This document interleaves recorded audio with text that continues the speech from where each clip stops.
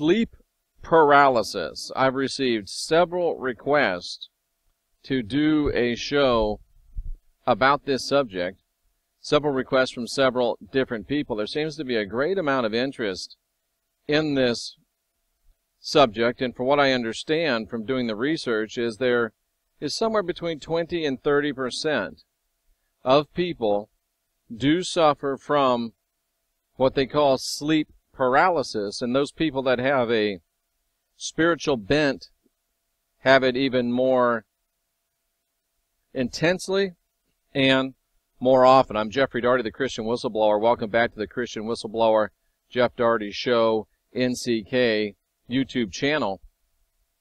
Is there finally a solution to the nightmare of sleep paralysis? Let's hope so, and let's say that yes, I think so. But it's an odd thing because I talk to people about this, and I've dealt with this. I've had bouts of it myself at times, and in 36 years of being a spiritual worker, I have definitely encountered people that have this phenomenon of sleep paralysis, and I've come to have what I feel is a pretty good understanding of what it is. But the funny thing is, as this lady's being visited by Cthulhu, it looks like, a lot of times when you give an explanation to people, they don't buy it. They're like, nah, that's not it. So it's funny when people come to you and they ask, and hey, can you help? Can you do it? And then, nah, that's not it. It's just very interesting that it's very quickly dismissed, because I think it's something that's very personal to people. It's something that's very intense to people. So they're looking for an answer, and if it doesn't sound good to them, well, they kind of just pass it off. So I'm going to do my best to give you the benefit of 36 years of experience, and I'm also going to give you the benefit of some research. And I want to start just in the basic, most benign, bland, run-of-the-mill type of information. That would be from WebMD. WebMD about sleep paralysis. And the question is that as many as 4 out of 10 people may have sleep paralysis. That seems a little high from the other stuff I've read, but up to 40%. It's first noticed in the teen years, men and women of any age. It may run in families. Other factors that include, and I see these over and over, both experientially and, of course, within the data that we're looking at. Let's move this over just a little bit so we can make sure everybody can see it. Lack of sleep. Those people that tend to have sleep paralysis tend to have sleep problems. And part of the problem of having sleep paralysis is that you're not getting regular sleep and you're not getting consistent sleep. So you might consider doing some work on your sleeping patterns, on your sleeping habits, because that is something. When your sleep schedule changes, people that do have mental conditions, sleeping on your back, there's almost no cases of sleep paralysis where a person is not on their back. Almost none. So it's definitely a sleeping on your back kind of thing. And of course, sleeping on your back is probably the most healthy. So people that have narcolepsy, people that have leg cramps, people that are using medications like that for ADHD, and of course substance abuse. If you're hitting the bong before you go to bed, if you're loaded up on pharmaceuticals, if you're getting your drink on before you go to bed, these are things that you can examine and say, maybe I ought to not have that last bowl, maybe I better not have that last drink, maybe even cigarette, tobacco usage. Things to think about. Things to think about. If you feel anxious about your symptoms, if your symptoms leave you tired, if your symptoms keep you up, you should see a doctor about it. I'm not a doctor. I don't even play one on YouTube.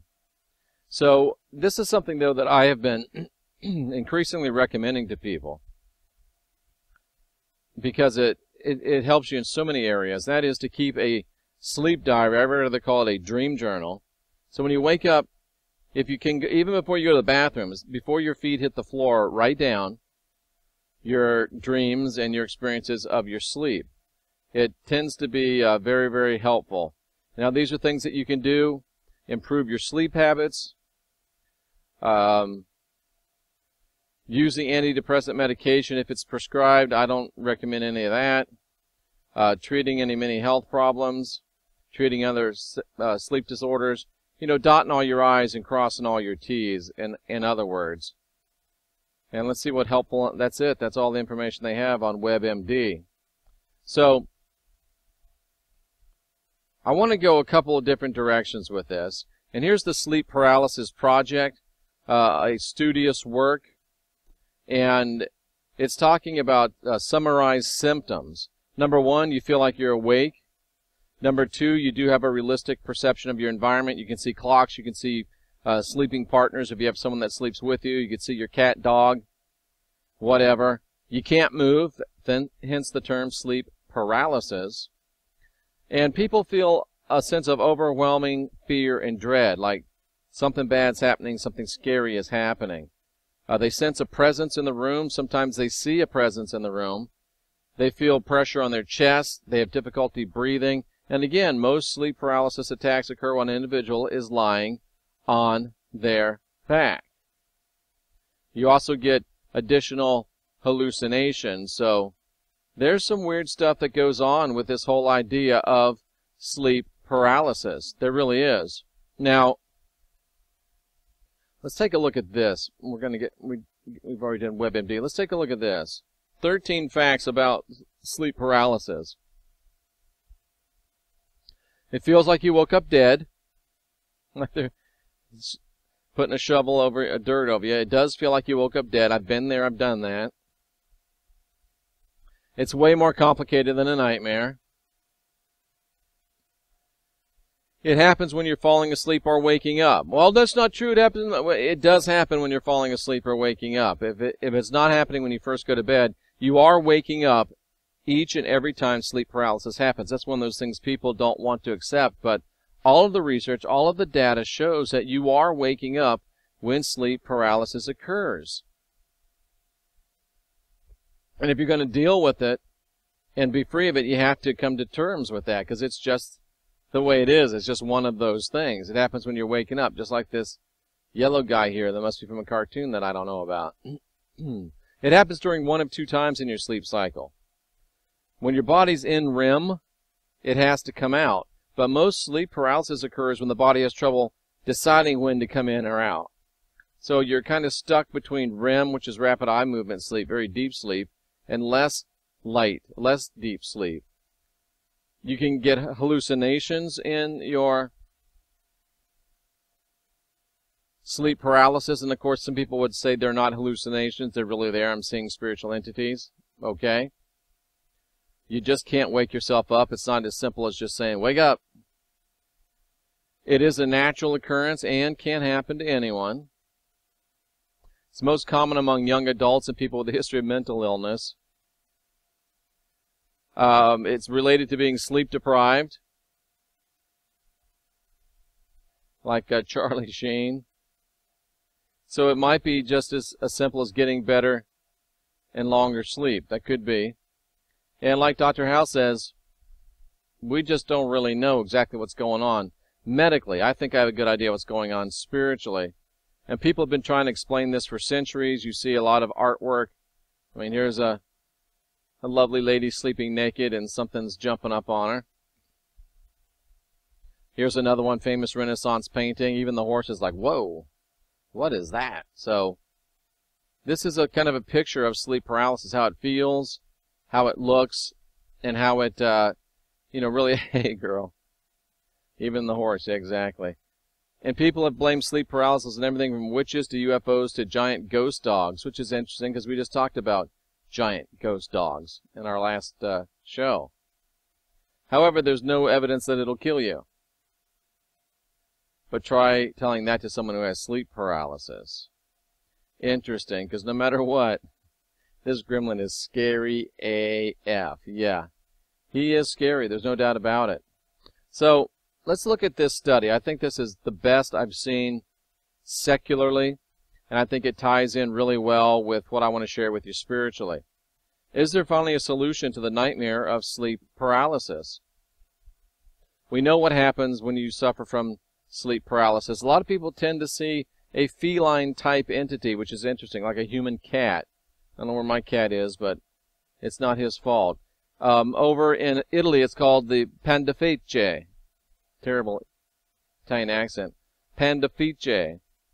Between 20 and 40% of people have reported experience with pandafice climbing under their chest, leaving them immobilized in the darkness. And that is what the Italians experience, pandafice. But regardless of who gets the blame, one thing is universal among sufferers: a distinctly humanoid figure hovering over the bed. This researcher, Balan Jalal, thinks that he knows. He has studied this since 2010, so that puts it about 7-8 years of study. And he has come up with what he calls the panic hallucination model of sleep paralysis. And he says it's not all in your head, and he says it's not all biological. It's psychobiological. May I add that it might be spirito-psychobiological. It may be PSB, psychospiritual biological. It might be from watching too much PBS. That'll put you into a coma. Oh, sorry, did I let some of my preferences show? I mean, I've never watched, even Fox News is not as slanted and as one-sided as PBS News. I couldn't believe it. But anyway. And I don't even have a dog in that fight anymore, but it's just, I shouldn't put that in there, but hey, what the heck. There's something happening inside the brain. There's something happening spiritually, I'll let you know. And there's something happening physically. So we're going to take a look at it. This frozen state, the frozen state where you can't move, it's called atonia or atonia.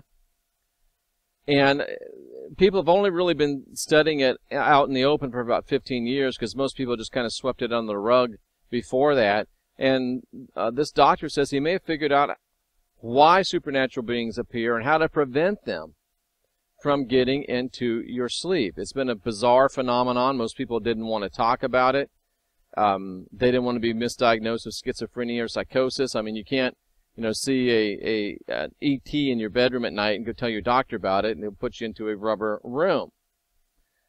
So in 2005, Jalal had a experience. I myself have had sleep paralysis experiences, and he did a lot of study on it. He also noticed that there's a lot of UFO imagery now. There's a lot of spiritual imagery, and he thinks it's the most fascinating subject in all of medicine. So here's what actually happens during an attack. You are slipping out of REM. You're slipping out of random rapid eye movement. You're slipping out of deep sleep. Whether you perceive that to be the truth or not, you are slipping out of deep sleep. Either when you're falling asleep, which is called hypnagogia, or when you're waking up, hypnopomia. You can't move or speak, but you're conscious of your surroundings. In about 40% of the cases, they see something supernatural, that famous intruder. Sometimes you'll hear it tiptoe in, sometimes it looms overhead. People have even reported rape experiences from entities while they're immobilized. And here is the doctor himself with a super spiffy bow tie. I think you should put that hair behind his ears, but that's just me. In non-Western cultures, it's usually understood in a spiritual framework. Of course, in Italy, pandafice. In Newfoundland, it's the old hag. In Japanese, they have a demon called kanashibari. In China, it's known as ghost oppressions. Americans sometimes talk about shadow man. They talk about aliens. And others steer clear of the spiritual thing and just say, oh, my mind is messed up. But we haven't been interested enough in the West to follow up until now.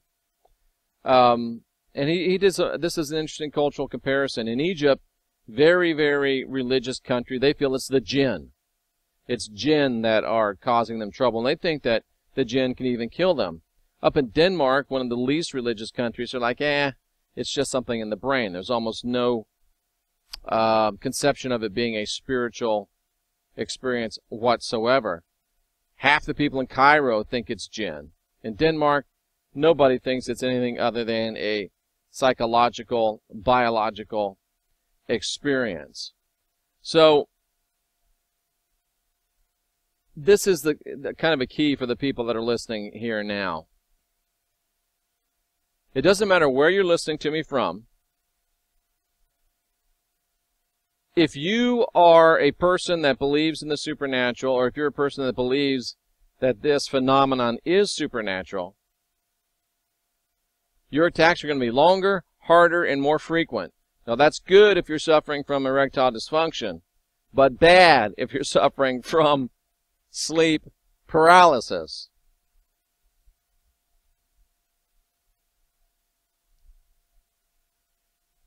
And the doctor suggests that even though there's tension between supernatural interpretations and scientific ones, they can be in harmony. We know for sure that sleep paralysis is caused by neurotransmitters activating and deactivating, but at the same time, we're not going to look at beliefs outside of the ordinary as nonsense. So he's trying to what he calls float in the neutral zone. It doesn't take much, in other words, to get you out of REM. When you're in REM, he says a few neurochemicals can push you into what he calls no man's land. So it doesn't take much for you to fall out of REM, but the problem is only part of your brain is falling out of REM. More of your brain is remaining in REM. And if we're going, this is a good time to introduce the spiritual part. Even though many people don't want to believe this when I share it with them, there's a direct correlation between the scientific findings that you are falling into sleep or out of sleep when sleep paralysis occurs. In a spiritual sense, you are either leaving your body and going on the astral plane or coming back from your being on the astral plane. It is, whether you want to look at it as a purely psychobiological, you're falling into sleep, you're falling out of sleep. If you look at it as psychospirito-biological, then you have to come to grips that this occurs when you're either leaving your body to go into the astral plane or coming back into your body from being on the astral plane. Well, I don't know how to do that. You don't have to know how to do it. Your body knows how to do it. Your spirit knows how to do it. So this is what happens because you're in a neutral zone between REM and wakefulness. So the brain activity lines aren't so clear-cut. You're in a neutral zone between being in body and being out of body, between an IBN, in-body normality, I just made that up, and an OBE, out-of-body experience. So you're somewhere between IBN, in-body, what did I say it was? In-body, we'll say it IBS, between an in-body state or an OBE, an out-of-body experience. You're in this neutral zone. You're kind of in, you're kind of out, you're kind of out, you're kind of in. Like Keanu Reeves' Constantine said of cats, half in, half out. And that's kind of where you are. You're in the cat zone. See? Now that's interesting. That's interesting because remember we talked about many people see a feline type of a entity when they're in sleep paralysis. And it correlates interestingly to this idea that cats are half in and half out of the spirit realm. Very interesting. Brain activity and awareness, which lies dormant during REM, will reactivate. The dorsolateral prefrontal cortex, you knew that's what it was, didn't you? I knew it was the dorsolateral prefrontal cortex. I was just waiting for him to get to that. It revs back up during an attack. That means that the sleeper can think rationally about vivid, bizarre experiences and that challenge laws of time, space, metaphysics, gravity, and general good taste, but the rest of your body's not woke up. So whether you're falling in and out of sleep or whether you're going in and out of your body, your dorsolateral prefrontal cortex clicks back on. So it's like the engine's running, but the steering doesn't work yet. Or the radio comes on, but the knob isn't working yet. And you get panic and you get hallucinations. You get hallucinations and you get panic, but the key is not to panic. The hallucinations you're probably not going to be able to control, because that's either psychobiological or it's spiritual entity or travel. But the thing you have to understand is, whether it's psychobiological, they're really not there, those entities. It's something your brain is imagining. What you're seeing if you're coming in and out of your body, it's not there in your room. It's not there. You may think it's there because these entities use your ability to come in and out of your body to trick you into thinking that they've come into your room, but the reality is you have drifted out of your body and they're using an astral hologram to make you believe they're in your environment when you're really in their environment. It's a trick. Here's how it works. Say somebody that with sleep paralysis believes in panda fiche. At bedtime, they're worried about the possibility of waking up to panda fiche. Their anxiety ignites fear centers in the brain, which in turn increases the likelihood of having an attack. Jeff, I have sleep paralysis, and I know that the ETs are going to come for me. So you go to sleep thinking, oh no, the ETs are going to come for me. Remember, I talk about the quality of the questions you ask yourself determines the quality of your life. I wonder if the ETs are coming back tonight. When are the ETs going to come? Oh, am I going to have another night of sleep paralysis?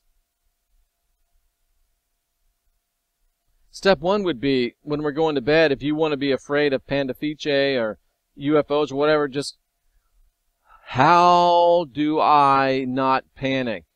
How do I stay completely and restfully asleep tonight? How can I learn to stay restfully and peacefully asleep all night long? That's what I'd be asking myself. How can I learn? What can I do to stay restfully and peacefully asleep all night? And that's the questions that your subconscious mind and your brain is working on all night. Not, oh my God, when is the demon going to show up? I don't mean to make light of your situation. I mean to make light of the fact that you don't want to do what I'm asking you to do. Do you like the sleep paralysis? Do you like it because it makes something unique about your life and something that you can say, oh, I have this, I must be special? That just popped into my head. I just report the news. Don't go to sleep dreading it, fearing it, worrying about it. Go to sleep thinking, what can I do to remain peacefully and soundly asleep all night long? That's free. Now, later in the night, when panda fiche appears, the sleeper tries to fight the shallow breathing that he or she feels. Now they can't move. And then they start panicking. And the more you start to panic, the more intense the experience gets to be. Futile attempts to regain your muscle control, motor muscle control, which you can't because your brain's not connected or your spirit's not fully back yet. It amplifies the events, whether they be hallucinatory or whether they be actually spiritual events. The panda fiche looks more evil. The ETs look worse. The demons look meaner. Suffocation feels heavier. That's the big theory. So the thing that you have to do is control your mind before you go to bed and learn to control your emotions and your mind in the unlikely event that a sleep paralysis event should occur.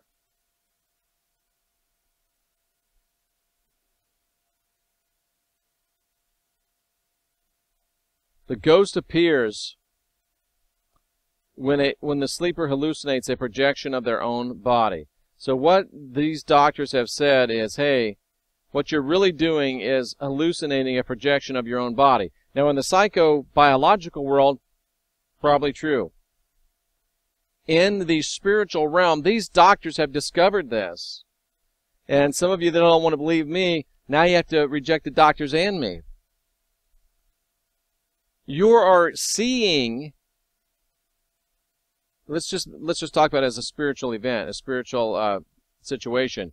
You are still seeing the astral realm. It's not your bedroom. It's not your house. They're not really there. You're not even there wholly. Thus the problem. You are in a astral, you're either still on the astral plane, legit, and haven't got all the way back, or you're in the midst of an astral hologram. It's projected all around you, looks real, feels real, just like Star Trek. But these beings can't come to you. They can't. It is an energetic impossibility. And let me stop right there with this, too. I've had several people say, oh, I feel like they're dragging me out of my body. No. Number one, it is impossible energetically, spiritually, for any being, entity, ghost, demon to drag you out of your body against your will. It simply cannot happen. You are not being drugged from your body. I don't care what it feels like. It's impossible for them to drag you from your body. But it's not impossible for them to project an astral hologram, lure you into the astral realm when you don't know you're in the astral realm, or take advantage of you coming back and throw this astral hologram on you and make it seem like that they're pulling you out of their body. Because in the astral realm,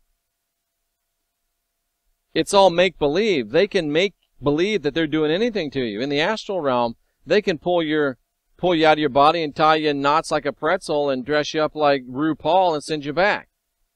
That's because the astral isn't real when you're talking about being a physical entity. What happens there isn't real. There's no cause and effect there. There's no time there. It doesn't matter. Whatever you believe is real there. And if they can convince you it's real, guess what? They can convince you it's real, and you'll feel like it's real. So the key to this whole thing is, and I've talked about this within the last couple of weeks, nobody makes you feel anything. He doesn't make you angry. She doesn't make you jealous. They don't make you upset. They don't get you so mad. They don't make you want to choke them. They do things that you interpret in a certain way and choose to respond with a particular emotion. Nobody makes you feel anything. You got to be a big boy. You got to be a big girl.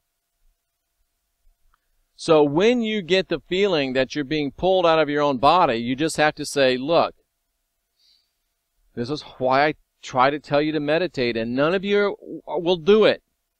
Now, that's a bad statement. I try to teach you to meditate, and I know more and more of you are doing it. Because when it happens, even if you're only up to 5 or 10 or 15 seconds of meditation, guess what? That's all you need. That's all you need in a sleep paralysis situation. I feel like they're pulling me out of my body. They're not pulling me out of my body. They can't pull me out of a body. I know this is probably an astral projection. This is an astral hologram, or I'm just coming back into my body from the astral realm. And by the time you can get finished with that thought, you're usually back and mobile again. You just have to get to that place. See, all the things I share with you, I don't share them with you just randomly. They all fit together, even when I don't know that what I'm saying is all going to fit together. This is a perfect example. You have to employ a meditative technique, and you don't have to be the Dalai Lama. You don't even have to be Lorenzo Lamas. You just have to be able to Musa, Serenity Now, for like 5, 6, 7 seconds and realize I am not being pulled out of my body. This is an astral occurrence. Okay, I'm good now. I can move again. And it's really just that simple. It's just that easy. You have to get to that place. Because what's happening is, I mean, here's your reptile part of your brain down here, by the way. What's it called? Reptile. Anyway, it's the reptile part of your body. of your brain. And you can notice that this activity, when it starts scaring you right here, when it starts happening here, and you go into that fight or flight, you're dropping right down into that reptilian cortex.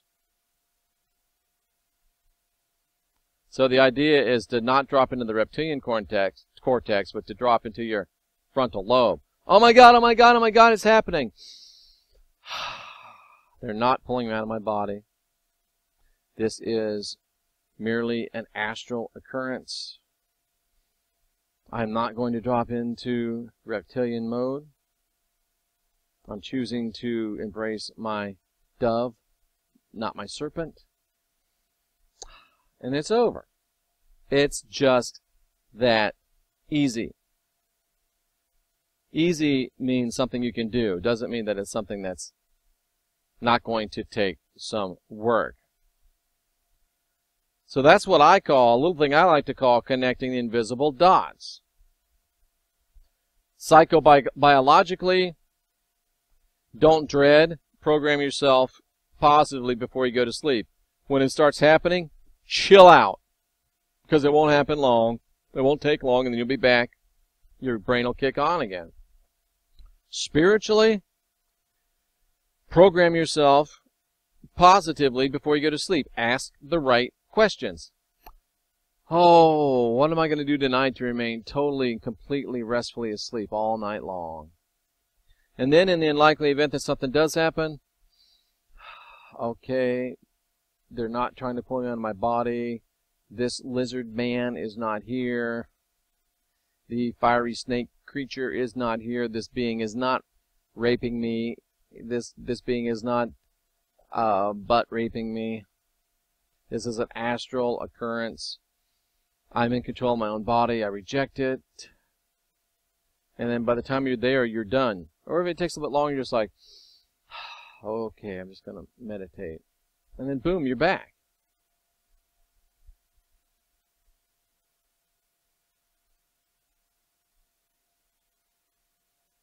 That destroys the dark creatures. You've got to overcome your instinctive response. You've got to overcome your knee-jerk reactionism because it only makes things worse.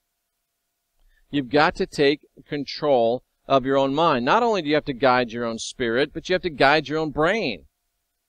Not only do you have to be your own guru, you have to be in charge of your own, you have to be the boss of you.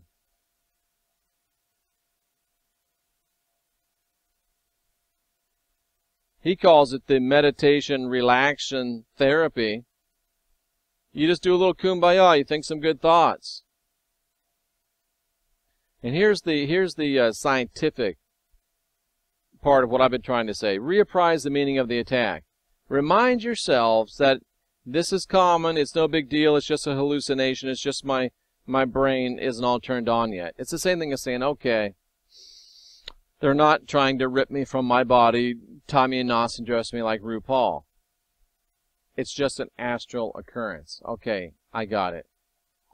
They're really not trying to rip me out of my body, tie me in knots and dress me like RuPaul. It's just an astral occurrence. Just an astral occurrence. Hey, it's common, it's benign, it's temporary. Just chill a minute. Oh, look what he said, meditating. Focus for a minute, like the crazy ex-Pentecostal told you. Just like the doctor's telling you. Musa, serenity now. Focus. And then you just chill a minute. Just chill and relax. And by that time, it's over. Hallucinations grow weaker and less intense. The nocturnal demons, if they do show up, aren't demonic anymore. They're vanquished. It's over. That's the way you do it.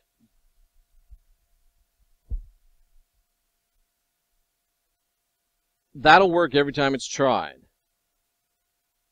This is a very practical, very helpful how-to for overcoming sleep paralysis. I'm Jeffrey Daugherty, the Christian Whistleblower, and this is what we do here. This is part of unwinding your mind. This is part of unindoctrinating yourself. This is part of guiding your own spirit and your own brain.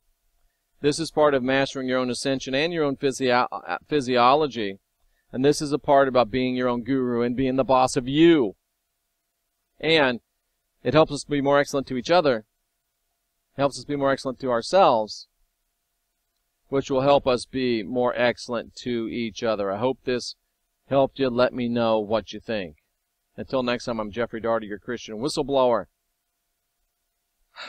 Be excellent to each other.